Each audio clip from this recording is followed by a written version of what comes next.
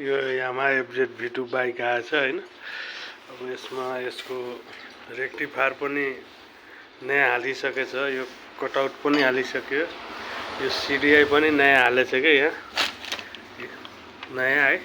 यसको पुरानो म देखाउँदैछु। यसमा तपाईको यहाँ हेर्नु है, यो सिडिआई नयाँ तपाईको रेक्टिफायर अनि यहाँ फिल्टरहरु सबै खोलिसकेछ है।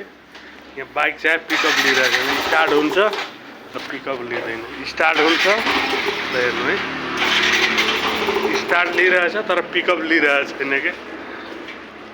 अब यो के प्रब्लम छ अब मैले चेक गर्दैछु। यो यसको टोटल बडीहरु पनि यताउति फ्युल इन्जेक्टरहरु सबै चेक गर्न लागेको छु हैन, किन स्टार्ट नभइरहेको। यो बनिसकेपछि म भन्छु है के को प्रब्लम हो, म देखाउँछु। यहाँ हेर्नु है, एक्सिलेटर लियो बन्द भइरहेछ, एक्सिलेटर लियो बन्द भइरहेछ।